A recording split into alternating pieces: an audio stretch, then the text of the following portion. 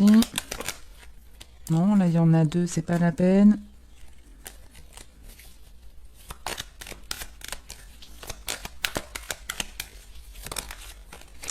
Les 3 astres.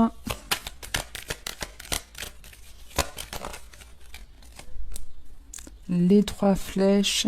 Les 3 astres, les 3 flèches. Les 3 petits cochons. Et la carte des outils. Donc en gros, on est en train de vous dire qu'il y a des choses que vous voulez mettre en place, mais peut-être que vous avez mis beaucoup de temps à vous décider, peut-être beaucoup d'hésitation, du stress, des peurs qui vous ont bloqué.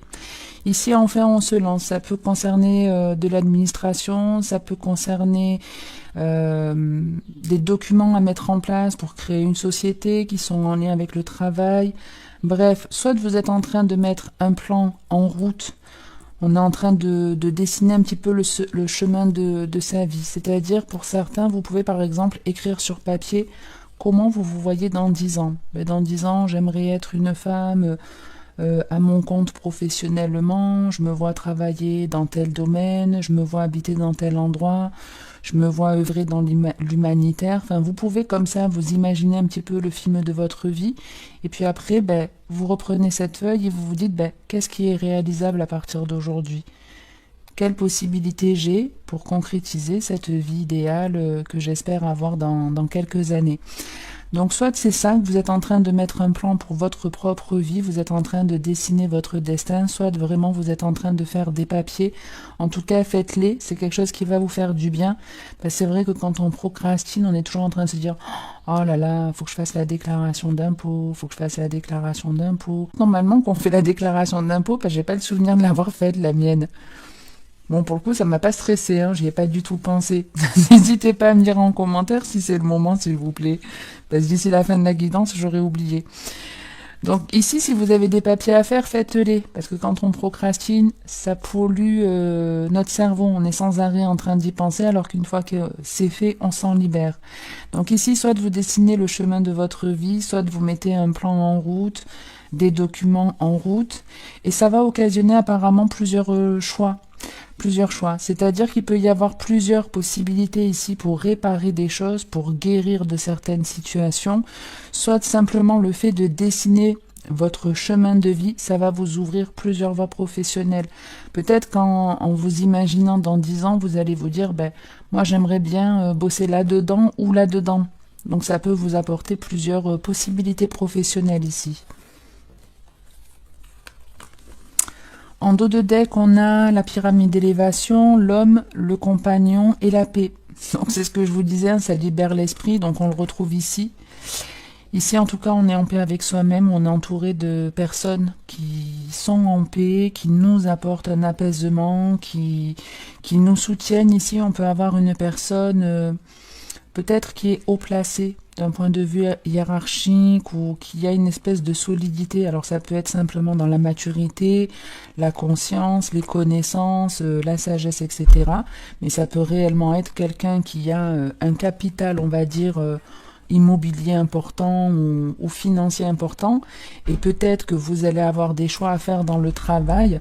Et ce choix, il peut être parmi ces personnes-là. C'est-à-dire on a envie de s'associer, de créer sa société, on va commencer l'administratif, on va commencer à prévoir les choses, mais à un moment donné, on va se dire, mince, j'ai envie, par exemple, je sais pas, d'ouvrir un salon d'esthétique, j'ai toujours voulu ça, je me serais toujours vue, moi, faire l'esthéticienne et qu'il y ait une coiffeuse, avec qui je vais m'associer.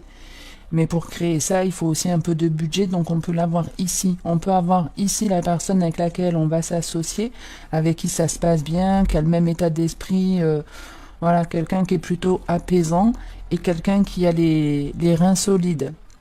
Ok? Allez, on va voir un petit peu avec l'améthyste ce que je peux vous dire, les vierges. Bon, en tout cas, j'ai pas vu la validation du permis de ma fille. Bon, ça, je vais pas lui dire par contre. On va garder le suspense. Ça veut pas dire qu'elle aura pas. En plus.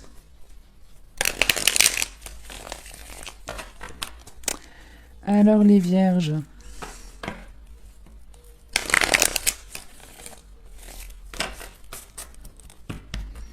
Ah, et ici on peut avoir aussi, hein, si vous avez par exemple pas mal de blessures, de traumatismes, d'anxiété ou autre, il y a peut-être des personnes avec qui vous allez parler ou avec qui vous avez discuté ou lire par exemple certains livres de développement personnel. C'est quelque chose qui va vous apporter une compréhension et il y aura plusieurs solutions pour guérir. Vous voyez, pour certains, par exemple, ça peut être, ben, je vais aller faire de l'hypnose. Il y en a, ça va être, je vais aller voir un kinésiologue, un énergéticien, une cartomancienne. Il peut y avoir plusieurs solutions pour guérir d'un mal-être.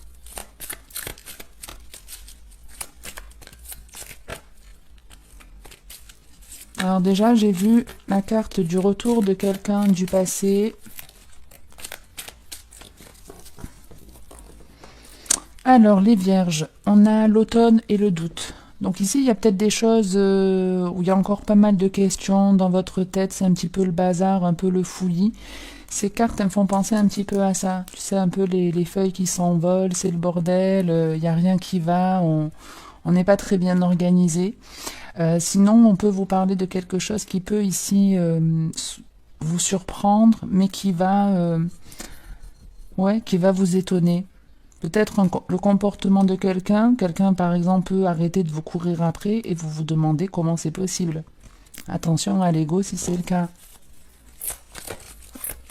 Allez, l'automne et le doute. Qu'est-ce qu'on a? On démarre avec la pause. On a ensuite l'homme. Et on avait quasiment les mêmes énergies dans la guidance des taureaux. La non-communication, bon, c'était pas tout à fait les mêmes énergies, pour le coup. Et le succès.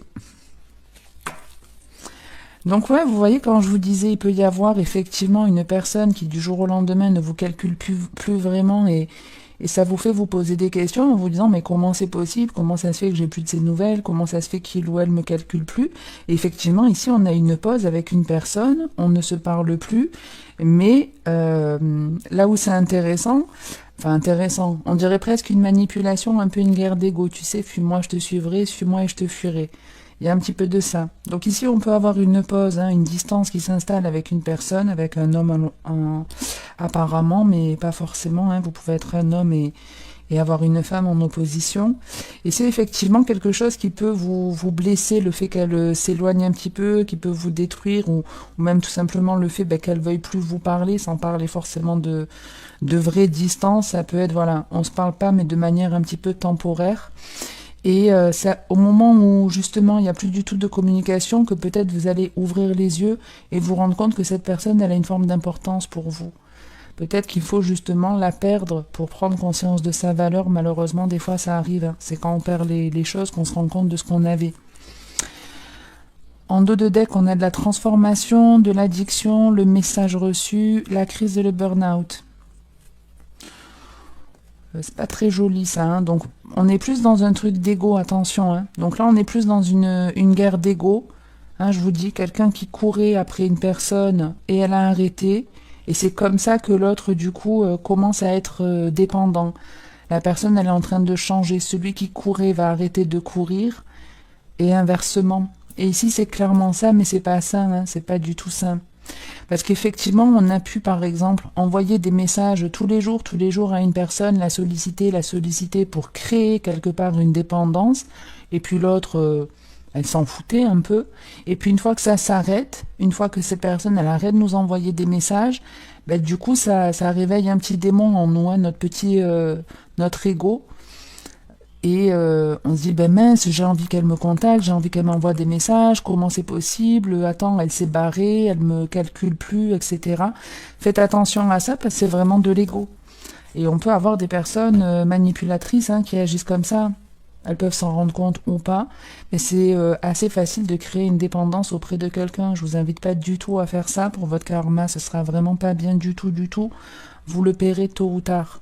Mais faites attention parce qu'on peut avoir un truc comme ça, je t'envoie beaucoup de messages, puis du jour au lendemain, je te calcule plus, et c'est comme ça que c'est toi qui va venir me courir après. Donc faites attention à ça les vierges, ok? J'en reste là pour aujourd'hui, j'espère que cette vidéo vous aura plu ou aidé. De toute façon, je pense que pour les signes d'aujourd'hui, j'arrête. Je reprendrai les vidéos petit à petit dans la semaine après le taf. Mais vraiment petit à petit. Petit à petit, c'est rigolo parce qu'il y a cette carte que j'ai voulu remettre mes jeux et il y a la carte de l'union et de l'ennemi qui est sortie. Donc faites attention aux gens avec qui vous vous associez, surtout si au démarrage vous en aviez strictement rien à faire quelque part de la personne. Peut-être qu'elle a réussi à activer votre dépendance affective en vous sollicitant et en ne plus vous calculant du jour au lendemain. Bref, j'en reste là. Si la vidéo vous a plu, parlé ou aidé, n'hésitez pas à me le faire savoir en mettant un pouce, un commentaire, en vous abonnant. Merci à tous ceux qui le font. Merci pour votre soutien et ce malgré que je ne sois pas très régulière. Je souhaite en tout cas à tous et à toutes de passer une très bonne journée ou une très bonne soirée. Je ne sais pas quand je reviendrai, mais je reviendrai. En attendant la prochaine vidéo, comme d'habitude, le mot d'ordre ici, c'est de prendre soin de soi. Donc vous savez ce qu'il vous reste à faire les vierges. Ciao ciao.